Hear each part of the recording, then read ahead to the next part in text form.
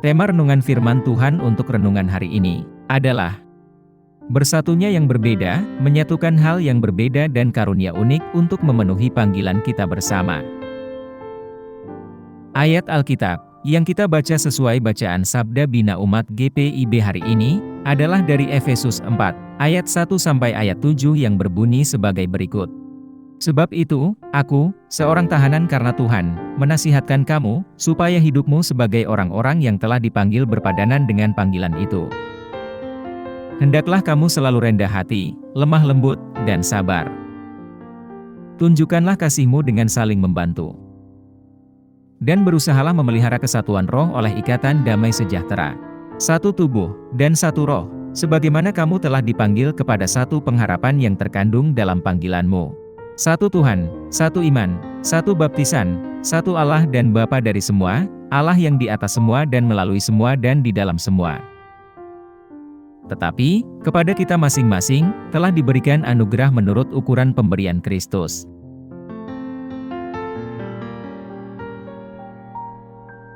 Demikian pembacaan Alkitab.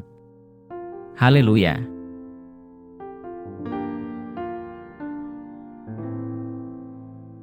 Saudara-saudari buah hati Allah, hari ini, kita akan merenungkan satu bagian dari Alkitab, yaitu dari Efesus 4, ayat 1 sampai ayat 7, yang adalah bagian dari surat Rasul Paulus, yang ditulis dari penjara, menasihati orang-orang percaya di Efesus, untuk hidup sesuai dengan panggilan Kristen mereka.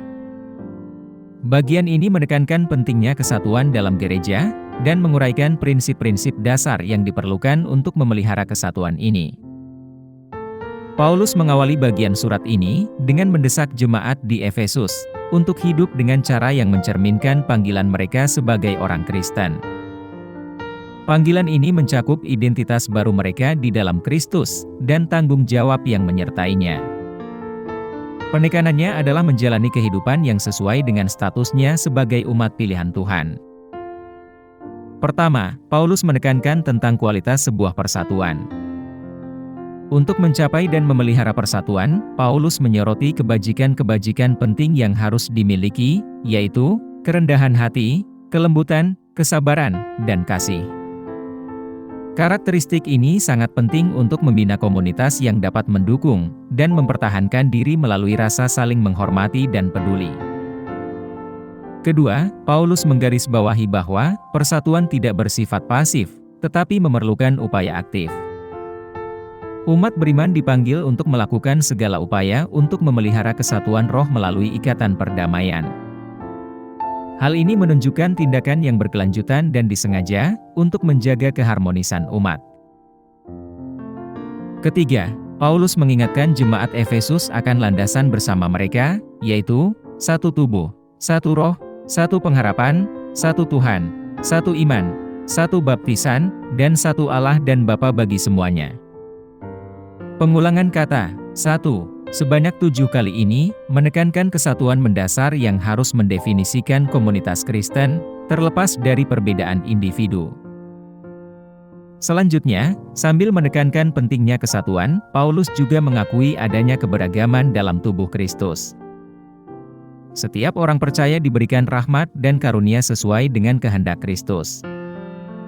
Keberagaman ini tidak boleh menjadi penyebab perpecahan, melainkan sarana untuk memperkuat dan membangun gereja, karena setiap anggota memberikan kontribusi yang unik bagi keseluruhan. Kesimpulannya, bagian ayat Alkitab yang kita baca hari ini merupakan seruan yang kuat bagi jemaat Efesus untuk hidup sesuai dengan panggilan mereka sebagai pengikut Kristus. Paulus menekankan bahwa persatuan sangat penting bagi gereja, dan hanya bisa dicapai melalui kerendahan hati, kesabaran, kasih, dan upaya aktif. Persatuan ini didasarkan pada keyakinan bersama, dan pengakuan akan satu Tuhan, namun juga mencakup keragaman karunia yang diberikan oleh Kristus. Ayat ini merangkum keseimbangan antara persatuan dan keberagaman, mendesak umat beriman untuk bekerja sama secara harmonis, sambil menghargai kontribusi unik setiap orang.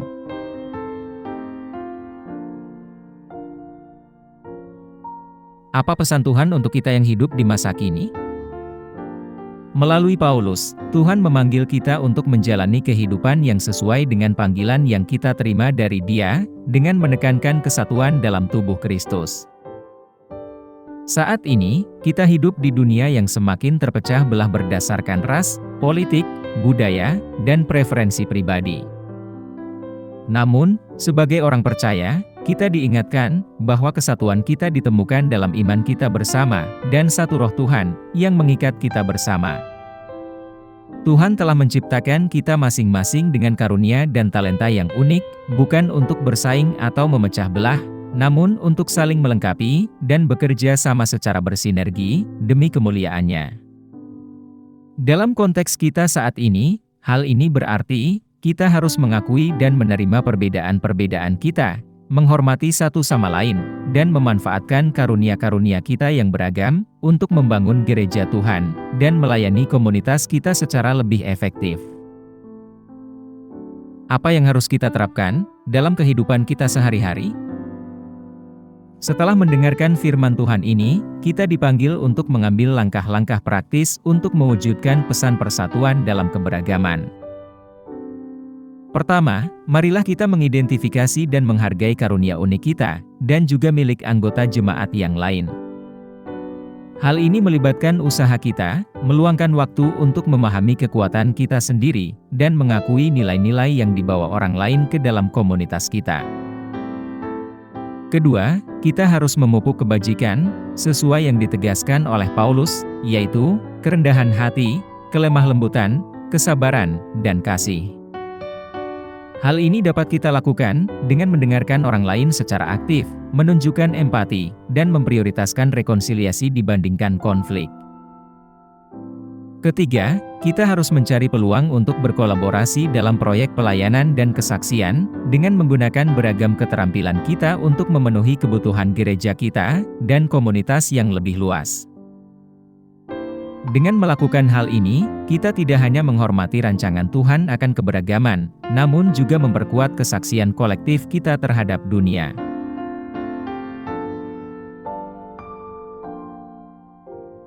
Mari kita berdoa. Tuhan Yesus, kami bersyukur kepadamu atas beragam karunia dan talenta yang Engkau anugerahkan kepada kami masing-masing. Bantu kami untuk menerima perbedaan kami, dan bersatu dalam panggilan bersama untuk melayani Tuhan dan sesama kami. Berilah kami kerendahan hati, kesabaran, dan kasih sayang, saat kami bekerja sama, sehingga kami dapat membangun komunitas yang kuat dan harmonis, yang mencerminkan rahmat dan kebenaran-Mu. Semoga kesatuan kami dalam keberagaman memuliakan nama-Mu, dan menarik orang lain kepada kasih-Mu yang menyelamatkan. Kami pohonkan doa ini dalam nama Yesus Kristus, Tuhan dan Juru Selamat kami. Amin.